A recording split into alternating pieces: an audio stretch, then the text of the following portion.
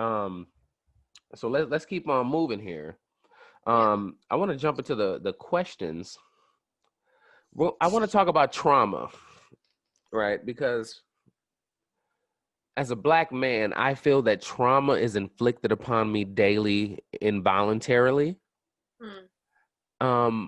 But I also cannot be selfish and realize that that does not happen to women, right? So why does talking about past trauma, why is it a benefit to you? I think it depends on the type of trauma we're talking about, first of all, because it's not always beneficial. Um, for me, the further away time-wise that I get from a traumatic experience, the easier it gets to talk about it, which is probably pretty universal. But it also becomes more cathartic and more beneficial. I get this perspective and clarity the more I talk on something, if I have a good sounding board, that is. So I think for me, finding community through traumatic experiences is one of the biggest healers. I will say there are exceptions to the rule, and I think it depends on where you personally are in your healing process. When I was struggling with having recently been sexually assaulted, finding that community of other people that shared that experience was actually really traumatic for me. And made me feel overwhelmed and upset because I felt like it was just all around me all the time. So in that case, talking wasn't helpful. And there's a difference in who you're talking to too.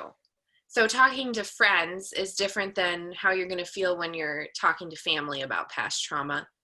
And talking to your friends and family is going to feel entirely different from talking to a therapist.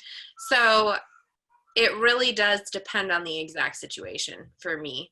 Well, because family always wants to take it on like, well, what could I have done to make it better? It depends on the family, but yeah. Yeah. I've been thinking about that a lot, like being a father, right, to a daughter. Mm. I have been really battling with the fact that I have to know that things are going to happen that I have no control over. Yeah. And that's hard. Yeah. That is fucking hard, bro. It's incredibly hard. I actually wrote that down. I know we're going to talk a little more about being re-traumatized. You were talking about how as a Black man, that's something you experience daily. And one of the things that I wanted to talk about was things that re-traumatized me that I didn't expect to be traumatic. Mm-hmm. And one of those things was finding out that I was going to give birth to a daughter. I cried for 2 days straight when I found out that my daughter was a girl. And I felt like I was grieving. I felt like a sense of loss. And it wasn't that like, oh, I wanted a boy. I didn't care. I was excited no matter what. She was healthy. But when I realized the weight of the experiences that I cannot protect her from, Yep. I felt like I was drowning. Dude, I went through, man, I never even told anybody about this yet, but I went through, right before my daughter was born, I went through a 2-week depression where I couldn't get out of bed because I felt like I wasn't enough to have a daughter. Now, obviously, I know I'm enough. And now that she's here, I'm like, man, we good. We're good, right? Like, What more could you ask? my daughter be picking my little hamburger meat on my chest. But that was scary. Yeah. Because also, like, I mean, I'll be real. Like, I'm not gonna even lie to you. I've definitely done some toxic ass shit to people. So, like, part of it's like me, like, damn, dog, you gotta deal with your past. Yeah. But then it's also like, how can I prepare her? How can I get her ready? It's a big weight. It's a big weight. Yeah. The reality is that you can't. Yeah. Like, I just speak from my own experience with my mom. Like I said, she was so open with me. I never felt, if we're just specifically talking about like relationships, sexual trauma, dating, the things, those kinds of things, preparing her for, my mother did everything she could. She really did. I mean, I commend her for it. I thank her for it all the time. And still things happened. And she does blame herself, but she can't, because it's just how the world is. And you still gonna be who you are. If you're gonna run around, town, you're gonna run around town regardless. So look, I swear to God, I started my children's album Jelly's Playground. I started it because I said, if my daughter wants to be fucking a dude from the projects, I at least want her to have enough money that at least she's doing it because she wants to fuck the dude from the projects and not that she's doing it for money. Hi, sweetie. But yeah, basically what we're saying is like you're not gonna be able to control Right. what happens. And like as a man, that was really hard to deal with. Like being like, I'm gonna have to just raise this woman to be as strong as she can be and who she is. You know what I mean? Like, but also that has worked in my relationship, right? Like I don't, if my wife says she's going somewhere, I don't check up on her. I don't care about that. Like, come home sometime. Yeah. Yeah. Well, I mean, that's commendable. I don't think I'm at that point in my relationship, but yeah, no, I think as far as raising a daughter, it's just the part that is the most overwhelming for me, and it's also one of the most comforting things, is that I project my own shit onto her future. You know what I mean? So everything that I've gone through and survived and struggled with, I feel like it's unavoidable that she'll end up in similar situations. Yeah. And it's comforting to me to realize that, you know, you can't do that. And a lot of that is my own anxiety speaking. So I guess that is one thing that I kind of fall back on. I love that, like, when we're thinking about, like, raising kids, that it's about us reining back our trauma. Yeah. Right? Like, we don't want our kids to go through what we went through, but we also know that we can't stop that. You know what I mean? Right. Like, I grew up in a tumultuous background. I grew up in the hood.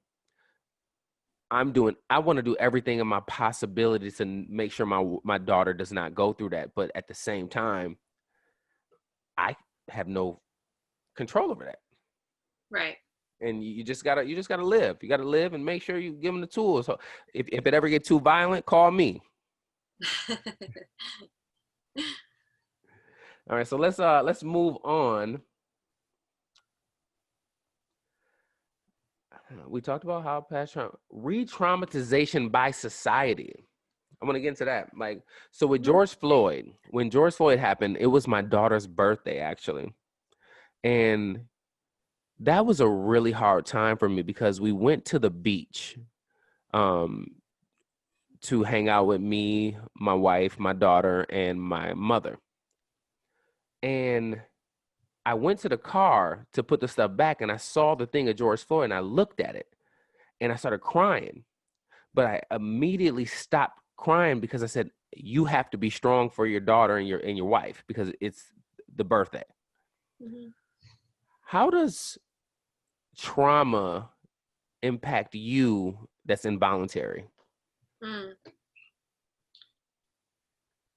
I think the level of impact for me depends on where I'm at mentally to start with.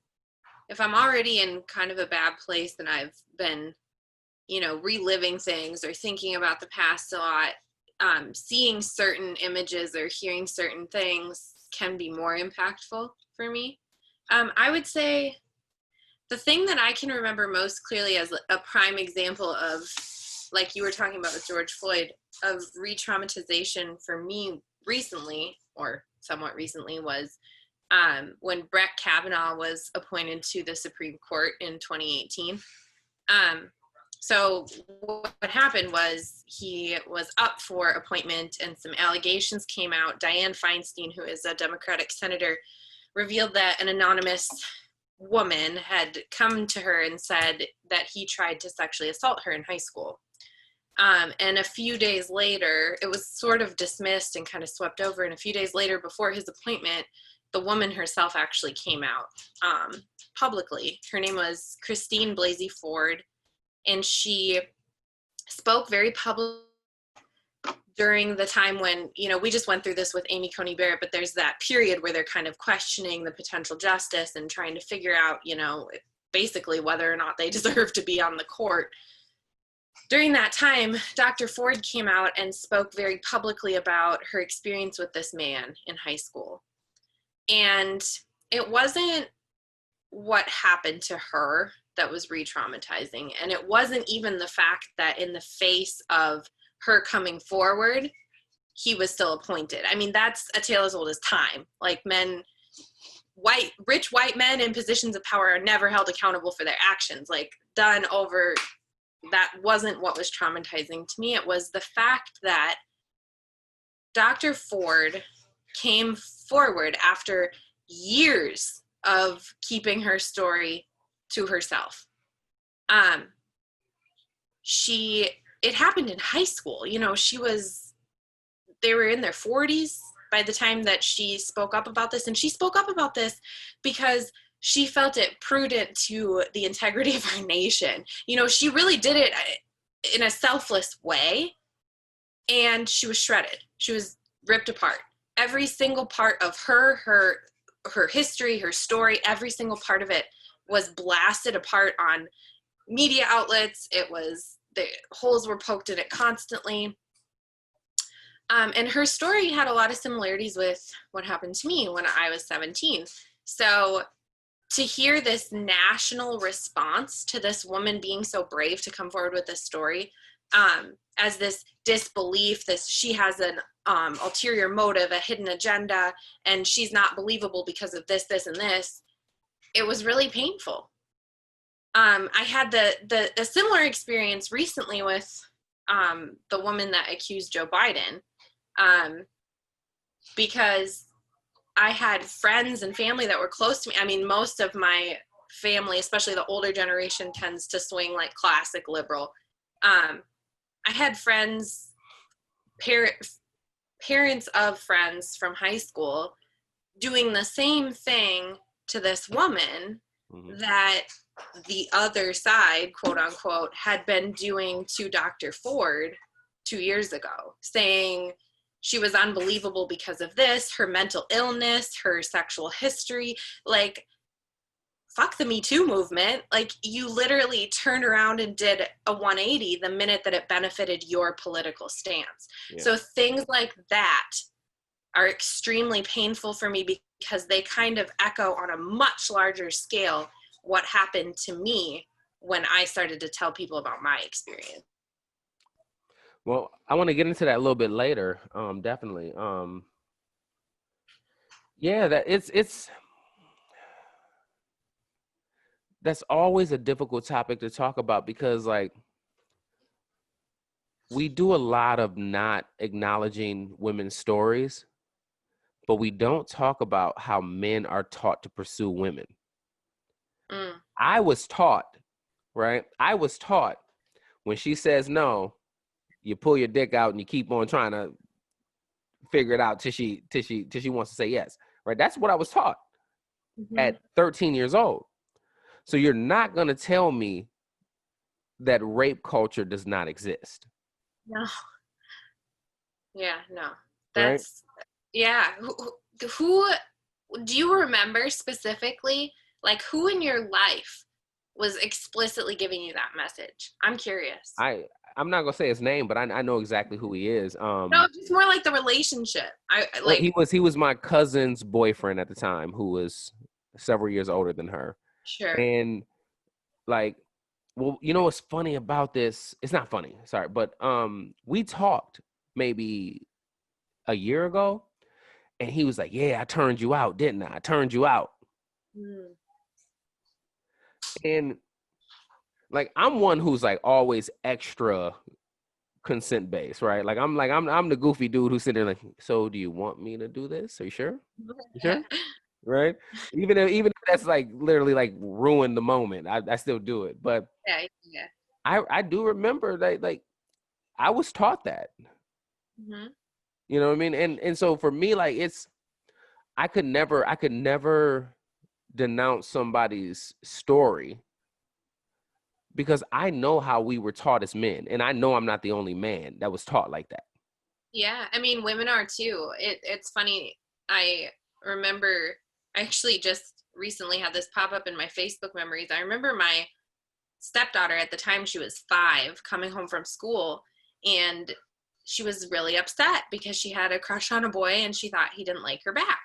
And I asked her why, and she told me that her teacher told her that if a boy likes you, he's going to be bad to you. Right. Just straight up, like that simple, you know. She's like, he's always really nice to me. I'm like, well, it sounds like he likes you, you know. And she's like, well, Mrs. So and so said that, you know, if they chase you on the playground, throw wood chips at you. So I mean, rape culture, yes, it starts at such a young age, and Mind you, she's at a young age feeling uncomfortable and violated, and not even having the being able to find somebody to say, hey, I don't want nobody to chase me. Like, right. And you know, the people in power in that situation, the teacher yeah, is telling her that's the way it is. That's the way it's supposed to be, you know? Yeah. yeah. It's a sick cycle, man. It's a sick cycle, and I it wasn't a rape situation, but it was. I recently found out that a friend of mine was being abusive Mm. to their partner, and it fucked me up. Like, it literally fucked me up because I'm like, I'm hanging with this dude, like, this is my boy, Mm-hmm. and they're telling me all these crazy stories about their partner, and then it, like, the proof came out that you were actually being the fucking Yeah. perpetrator. Yeah. That fucked me up. Like, I thought maybe I was like immune to being able to like hang out with people like that, but that shit fucked me up. That's what everyone thinks. That's what allows this to continue. Yeah. Like, I swear to you, no matter who you are, if you're a guy and you have male friends, there's at least one of them that's done some shit. Yep. Right? Yep. Every, like, across the board. And some of them may not have done it with malicious intent. It sounds like in your situation, your friend probably, you know, it was deeper than that. But at the end of the day, like we talked earlier about how, you know, I met my partner. One of the things that attracts me to him the most is from the day that I met him. Like, he's a very masculine man, like Mm-hmm. just kind of straight up dude, like no question about I it. saw him in the kitchen cutting up that whatever he was cutting up. every guy that I've ever seen try and like bro out with him, or like have the, I mean, I've even been in situations where either he didn't know I was listening or the guy he was with didn't know I was listening. They try and talk about some girls. They try and kind of like use that demeaning, derogatory language. And just at his core, like, he does not engage with that. Not fucking with And it. he never has. It's not because, you know, I mean, I think it has to do with how he was raised for sure, but it's not like it just grosses him out. Yeah. Right? And it should. Yeah. Like, that's how it should be, but it's not like that for so many guys. Like, dude, like, I swear to God, like, when I met my wife, right, the reason why I did not want to get involved with her is because she was, and she'll talk about this. So the only reason why I'm saying this is because she'll talk about it too. She was in an abusive relationship when I met her, Mm-hmm. like coming out of it, like restraining order, all that other bullshit. And I didn't want to get involved with it, but it was like, I also wanted to just like show her like how a man should treat a woman, because Mm-hmm. she's such a good person. Like, even before we were actually like dating, like with a title, she was so good to me. Like, I didn't even deserve all that. Yeah. But yeah, I think what it comes down to is like, and I'm saying this for myself as well, men have to do the work. Mm-hmm. When you got some shit going on, if you got some anger issues, whatever it is, like, man, go get, look, I have a personal psychologist, and then I do a men's group with therapy every week. So I do 2.5 hours of therapy a week. And I do that for my wife and for my daughter, Yeah. because they don't deserve me being on edge and being mad about some stupid ass shit. Like, no, go do your own work. Yeah. You Well, and I think beyond just doing your own work. Men have the responsibility, and I'm not just going to say in any situation where there's a power dynamic, it's the responsibility of the oppressor or the Yes. oppressor adjacent to do that work. So like in the current situation, in, you know, the current situation, the situation that's been the situation in America since America was founded, it's the responsibility, you know, we talk about kind of like locker room talk, holding your brothers accountable, that kind of situation. Yep. It goes further than that, holding them accountable for abusive behavior, holding them accountable for, you know, rape, sexual assault. And in our current culture too, there's so much talk about we all need to do the work, we all need to do the work. Well, in all reality, it's white people that need to do the work, need to take on the responsibility. So I think across the board, like having those conversations with your family members at the Thanksgiving table when they say that casually racist microaggression, you know, calling it out. It's the same thing as your bro says, you know, whatever about some bitch, and you say, hey, like, that's not cool, let's not go there.